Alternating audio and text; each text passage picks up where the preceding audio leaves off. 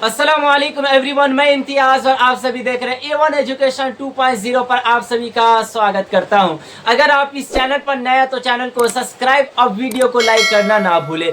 अब रिचार्ज खत्म होने पर भी सिम बंद नहीं होगा, ना इनकमिंग बंद होगा। आप सभी को पता है क्योंकि अभी कुछ दिनों पहले सदन में इस आवाज को उठाई गई थी, इस बात को उठाई गई थी कि अगर किसी व्यक्ति का रिचार्ज खत्म हो जाता है तो उनके सिम को नहीं बंद करना है, ना उनके इनकमिंग कॉल को बंद करना है। और आपको ये भी पता है इस आवाज को, इस मुद्दे को किसने उठाया था, क्योंकि पार्लियामेंट में राघव चड्ढा जी ने इस बात को उठाई थी अगर किसी व्यक्ति के रिचार्ज खत्म हो जाए तो उनके ना सिम बंद होना चाहिए, ना उनके इनकमिंग कॉल होना चाहिए। आज सभी को आज इसी मुद्दे पर मैं आपको सारी जानकारी देने वाला हूं, क्या अपडेट निकल के आ रही है, क्योंकि यहाँ पे प्रीपेड सिम में इनकमिंग कॉल बंद होने का मुद्दा, इसी को लेकर काफी चर्चा का विषय बना हुआ है। तो आज की इस वीडियो में हम पूरी चर्चा इसी मुद्दे पे करने वाले हैं। भारत में प्रीपेड मोबाइल सिम की वैधता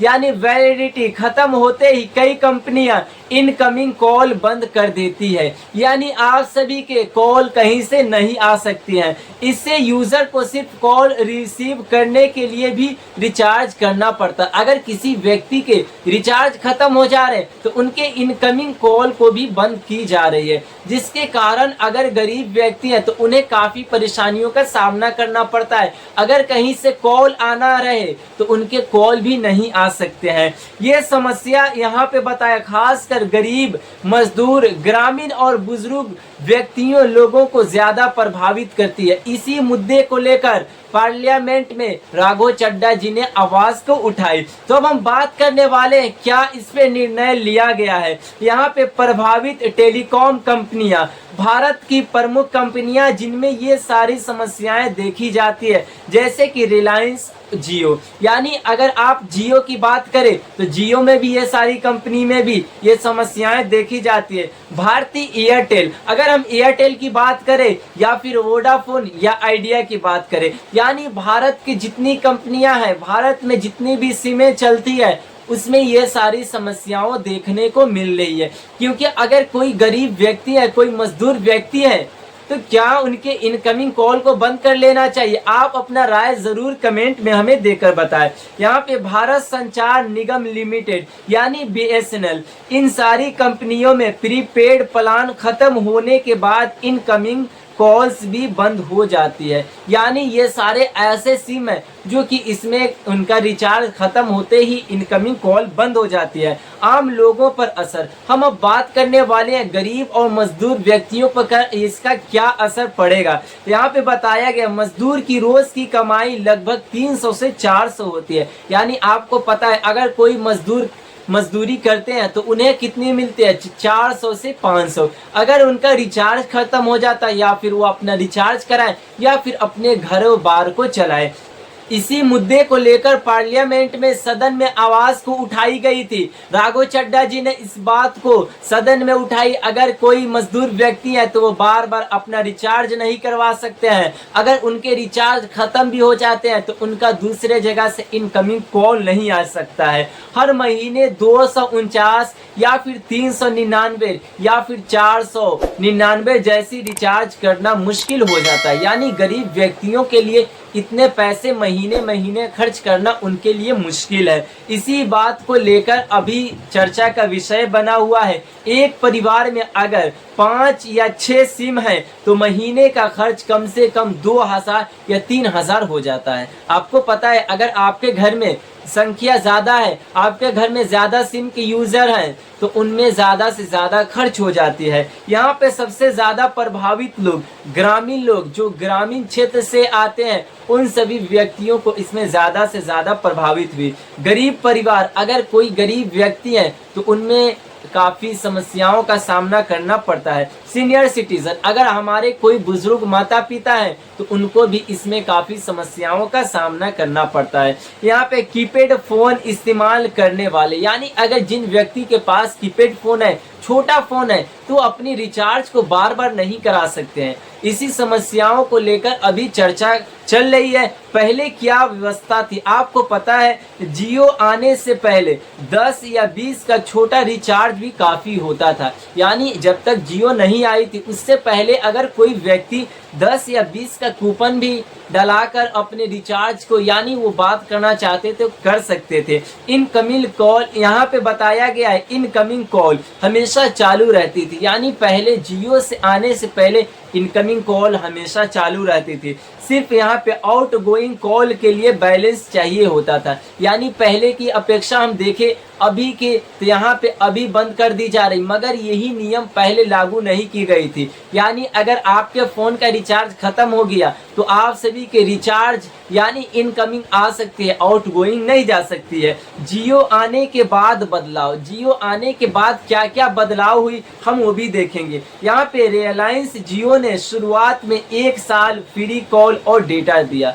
यानी गरीब या फिर जो भी व्यक्ति है उन्हें इन सारे नियमों के अनुसार वो लालच दिए और जियो लाते ही सारे व्यक्तियों जियो की तरफ ढल गए। यानी सारे व्यक्ति के फ़ोन में जियो का सिम लगने लगा, जियो का यूजर्स बन गए। इसी दूसरी कंपनियां नुकसान में गई, कई कंपनियां बंद हो गई जैसे कि रिलायंस, यहाँ पे टेलॉन, MTS, यानी बहुत से ऐसे कंपनियां हैं जो कि जियो आने के बाद बंद हो गई और जियो को काफ़ी फ़ायदा हुआ और अदर कंपनी को काफ़ी नुकसान हुआ। यहाँ पे बाद में मार्केट में कम कंपनियां बची और रिचार्ज महंगे हो गए। अगर कोई कंपनी आती है और सभी कंपनियों पर प्रभावित हो जाती है, सभी कंपनियों पर हावी हो जाती है तो और कंपनियां बंद हो जाती है। जैसे कि जियो आई तो और सारे कंपनियों बहुत घाटे में गए और जियो बाद में अपने रिचार्ज की महंगाई को ज़्यादा कर लिया। यहाँ पे हम बात करेंगे संसद में उठाया गया मुद्दा, क्योंकि राज्यसभा में राघव चड्ढा ने ये मुद्दा उठाया। आप सभी को पता है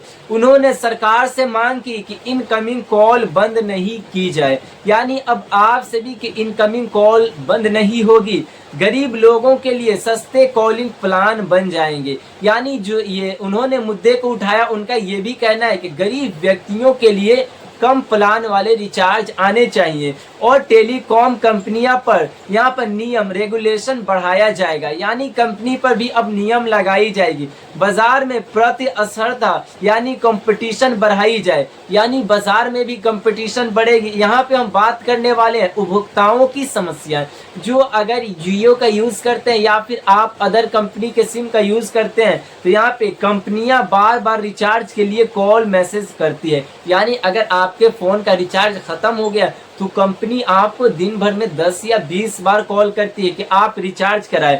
रिचार्ज ख़त्म होते ही महत्वपूर्ण कॉल भी नहीं आ पाती। यानी अगर आपका रिचार्ज नहीं है, अगर आपके इमरजेंसी कॉल आना चाहिए तो वो भी आपका कॉल नहीं आ सकता है, इमरजेंसी भी संपर्क टूट सकता है। यानी इसीलिए इस नियम को लाई जा रही है। हम अब बात करेंगे सजेशन यानी समाधान और सोल्यूशन की बात करते हैं। सरकार और रेगुलेट को क्या यहाँ पे बताई गई है कि इनकमिंग कॉल हमेशा फ्री और चालू रखनी चाहिए और इस नियम के अनुसार अब सारे व्यक्तियों के इनकमिंग कॉल और हमेशा फ्री और चालू रहेगी और अब सभी व्यक्तियों के लिए कम कीमत वाले कॉलिंग प्लान शुरू करने चाहिए। यानी राघव चड्ढा जी का कहना है, उन्होंने इस आवाज़ को सदन में उठाई कि सभी व्यक्तियों के लिए, गरीब और बुजुर्गों के लिए अलग सस्ते प्लान होने चाहिए जो कि सभी बुजुर्ग व्यक्तियों के लिए काफ़ी लाभदायक है। टेलीकॉम कंपनियां पर कड़े नियम लागू होने चाहिए जो कि ये सभी व्यक्तियों के लिए सही है। अगर कंपनियों पर कड़ी नियम लागू होती है तो वो सभी व्यक्तियों, हमारे मजदूर भाई अगर कोई काम करते हैं जिनकी मजदूरी एक दिन का 200 या 400 है, उन सभी व्यक्तियों के लिए इसमें काफ़ी भलाई होने वाली है। यहाँ पे प्रीपेड सिम में रिचार्ज खत्म होने के बाद इनकमिंग कॉल बंद करना आम लोगों के लिए बड़ी समस्या बन जाती है। अगर कोई व्यक्ति छोटे फ़ोन का यूज़ करते हैं, उनके इनकमिंग कॉल बंद कर दी जाती है तो उनको बहुत सारी समस्याओं का सामना करना पड़ सकता है। यानी अगर उनके इमरजेंसी कॉल आना चाहे या फिर किसी व्यक्ति का कॉल आए तो वो नहीं आ सकता है, क्योंकि उनका इनकमिंग कॉल बंद कर दी गई है। इसी सरकार और टेलीकॉम रेगुलेट को हस्तक्षेप करके सस्ती और सभी के लिए उपलब्ध मोबाइल सेवा सुनिश्चित करना चाहिए। यानी राघव चड्ढा जी का कहना है, उन्होंने ये आवाज़ को उठाई कि अब सभी कंपनियां अपने इनकमिंग कॉल को फिर से हमेशा के लिए चालू करें। अगर रिचार्ज खत्म हो जाता है तो आउट गोइंग बंद हो जाए, मगर इनकमिंग बंद नहीं होना चाहिए। अपना राय ज़रूर कमेंट करके बताएं, क्या इनकमिंग बंद होना चाहिए? हमें ज़रूर कमेंट करके बताएं, क्योंकि इस मुद्दे पर गरीब व्यक्तियों को ज़्यादा लाभ मिलेगी। अगर अमीर व्यक्ति हैं तो उन्हें कोई टेंशन नहीं है, उनको 500,000 का कोई फिक्र नहीं है, मगर हमारे बुजुर्ग व्यक्ति या फिर गरीब भाई जो 1 या 2 दिन में अपनी मजदूरी करके अपने घर को चलाते हैं, उन सभी व्यक्तियों को ध्यान में रखते हुए राघव चड्ढा जी ने उन सभी व्यक्तियों के भलाई के लिए इस आवाज़ को सदन में उठाई है। तो ये थी आज की काफ़ी महत्वपूर्ण वीडियो। अगर कोई डाउट रह जाए तो ज़रूर कमेंट करके बताएं। धन्यवाद।